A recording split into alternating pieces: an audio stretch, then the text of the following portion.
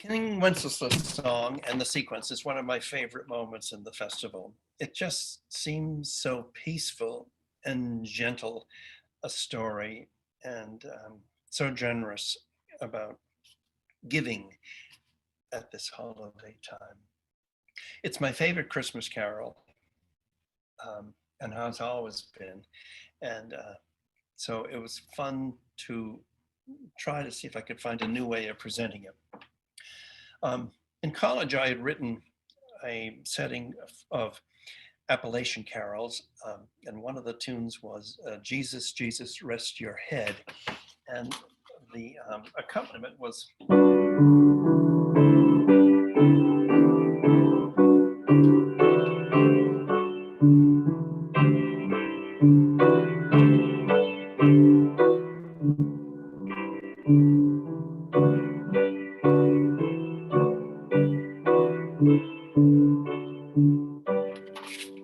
which worked very well for that tune, but it also works perfectly for a good King Wenceslas.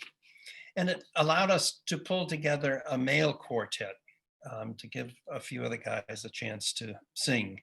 And I think that's the part that just so intrigues me, is the storytelling. They step out on the steps, the four of them all in unison, and introduce the various chapters of the King Wenceslas story. But again, it's my favorite Christmas carol. And Becky, the organist, has a wonderful organ version of it that I look forward to every year.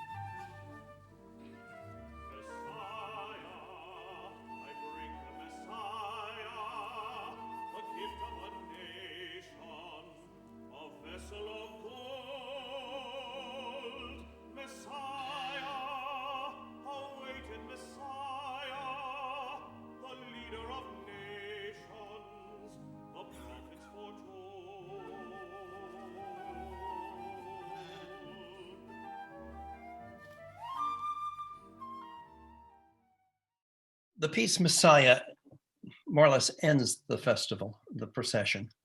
And from there, we move into the very religious moments. But we needed something big. And like the other pieces, as I mentioned earlier at the end of this, it needed to end not with a great big round of applause, but in a moment of worship. And you can, as you see it ends in a very quiet moment. What I was interested in was something unsettling in what it had to say. I wanted to highlight the fact that these kings were on a political mission, bringing gifts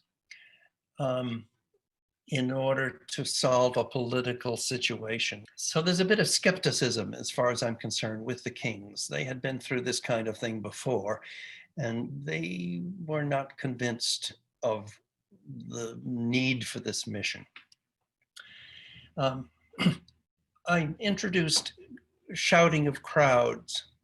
They yell, "Messiah, Messiah, Messiah."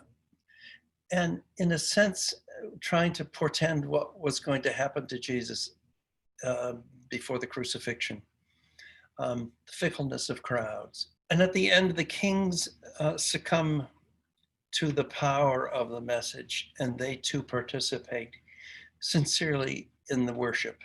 And that was what I wanted to show. And as we know, they return to their kingdom a different way than they came, for protection. In trying to get some of the exotic sounds that I was looking for, one of the things that was kind of fun was taking the beat which I had established and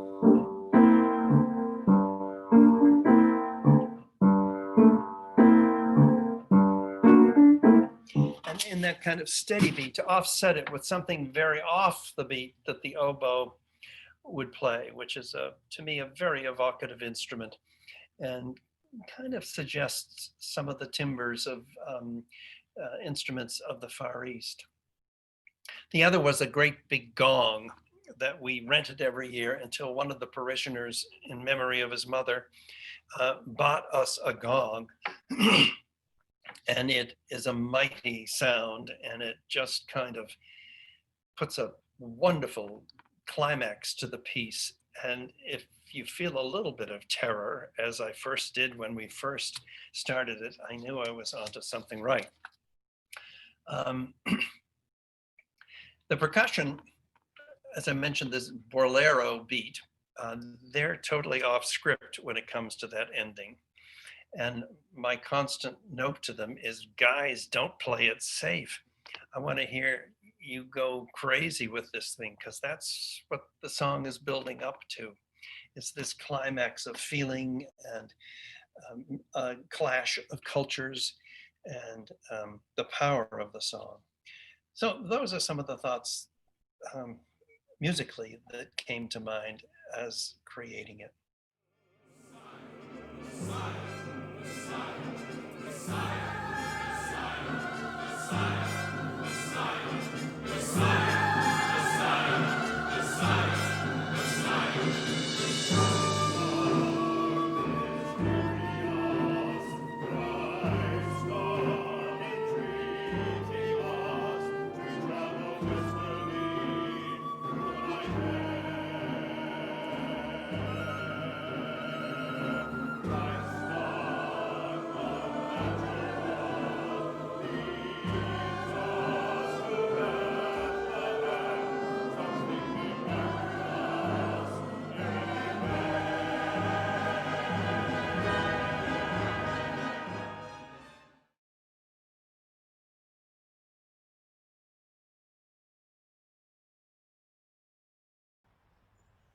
Good King Wenceslas looked out on the feast of Stephen, when the snow lay round about, deep and crisp and even.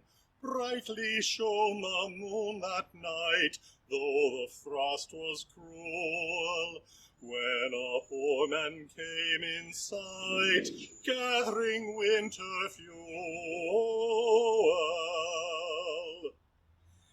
Hither, page, and stand by me, if thou knowest it telling, yonder peasant, who is he? Where and what his dwelling?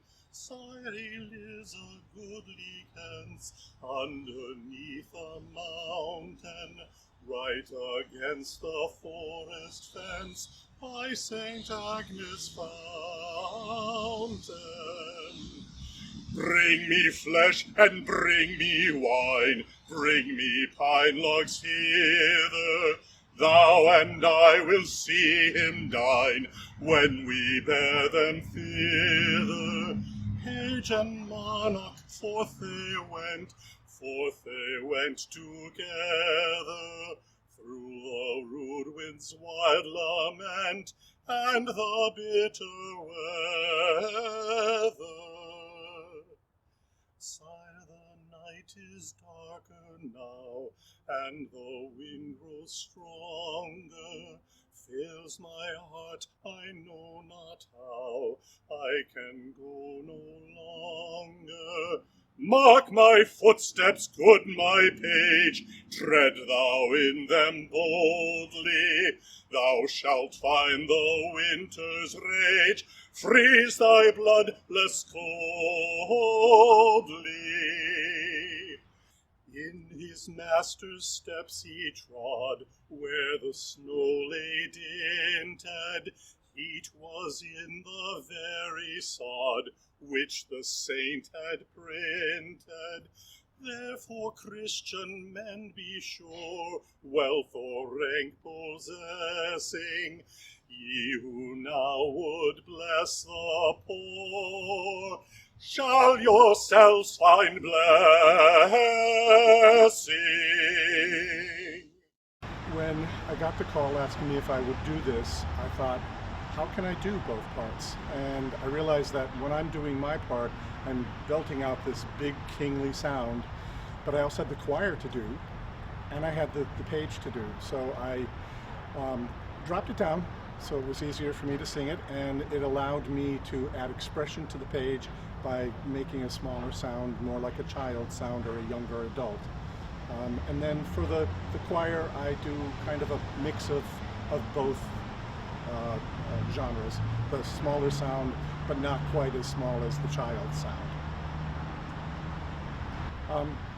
I thoroughly enjoy singing with the page, that duet between the two of us, her looking up to me as her king, and me looking at her with the love and affection of almost a father figure for that page.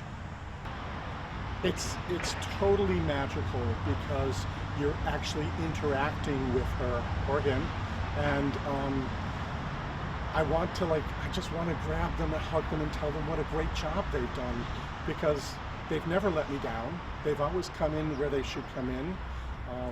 I love when she pretends, or he pretends, to be stepping in my steps in the snow, and then I love to put my arm around them and encase them in my cloak to help them stay warm as we're approaching the beggar. Each year it's different, but it's the same. There's similar music, but there's also new music that they add, so there's always the joy of hearing something new. There's also the camaraderie of the group. The first year I was there, I was scared to my pants off, and everybody just embraced me and took me in and accepted me as the new kid on the block, and made me feel comfortable. My favorite Boar's Head moment is when the sanctuary is pitch black and you look up and all the stars are sparkling on the ceiling of Trinity. And even now I get goose pimples just thinking about that moment. Followed that by the star walking up the aisle and walking back. I come back every year because it's such a blessing to participate in this, and it has touched my heart year after year after year. Messiah, I bring the Messiah, the gift of a nation, a vessel of gold. Messiah, awaited Messiah, the leader of nations, the prophets foretold.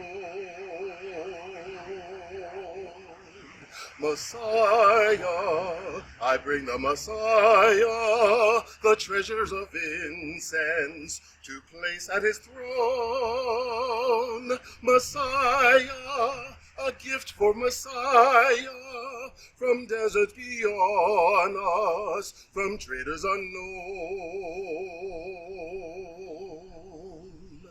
Messiah, I bring the Messiah, the secrets of Pharaoh, fabulous myrrh. Messiah, some myrrh for Messiah, diseases surround him, and Herod's astir.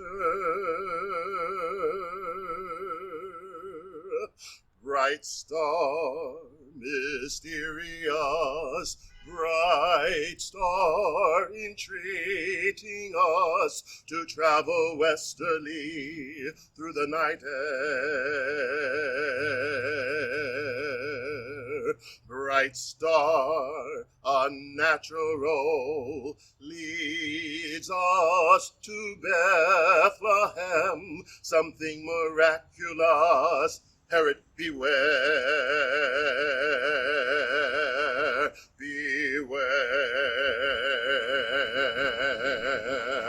Messiah, awaited Messiah. Messiah, Messiah, awaited Messiah. Messiah, Messiah, awaited Messiah, I offer him a throne.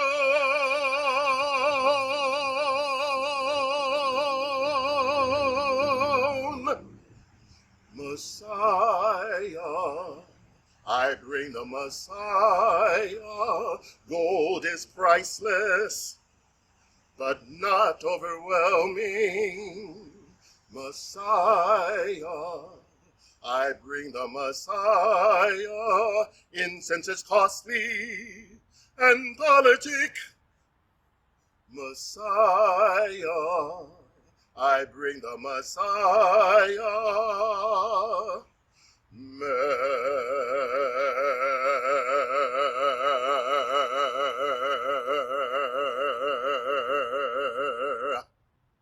Fabulous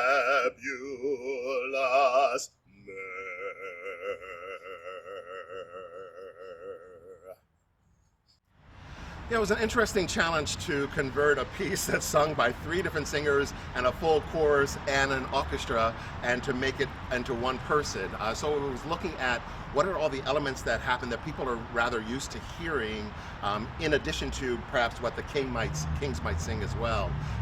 So I sort of stole some of those pieces and made sure that there weren't any sort of uncomfortable gaps, and tried to bring some of the color and energy of an orchestra and instrumentation that would normally accompany it. The piece Messiah, written by Steve, is it's an amazing piece. First of all, it's not an easy piece to sing, and it has some interesting sort of accidentals that you want to make sure you get right, but those colors actually brings you more into that area, and you feel like you're in the middies as you hear the piece there. And so when I first was learning it, it was this challenge of, how do I make sure that I not only just represent the notes, but how do I represent the character? And Steve was really great at coaching me around, what my particular king was bringing to it, and some of the cynicism that he had in his character. But I just love the way that he combines chorus, and you sort of feel like they're part of the crowd and they're supporting the kings on. You almost can see the kings moving through the desert as they're bringing their gifts.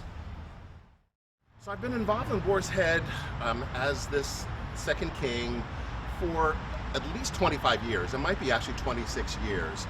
So I guess I am the elder king at this point. And it's a fun position to be in. I just love it, and I love doing it every year. So what brings me back to Boar's Head is a combination of the people and the message. The people are awesome. From the first day that I arrived here to sing in this role, I must have had about 100 people in the church ask me how I liked it, welcoming me, checking in to see if I was comfortable. So you made me feel like I was part of your community, and it made me feel like it was home. And it's become home now, and there's some really strong friendships that I have as a result of being in this. And then the message itself is just so powerful, and it's a great way to move people. You know, you're not preaching at them, but you are really helping them to see the light of Christ.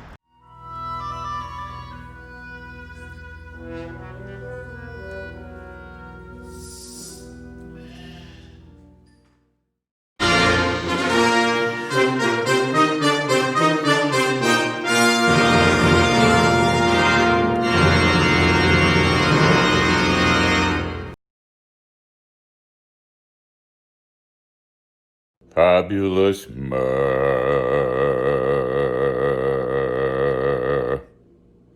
Fabulous myrrh. Fabulous myrrh. Fabulous myrrh. Fabulous myrrh. Fabulous myrrh. Fabulous myrrh. Fabulous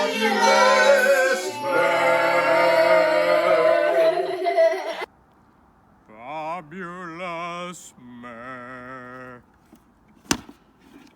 Fabulous myrrh. myrrh. Fabulous myrrh. Fabulous myrrh.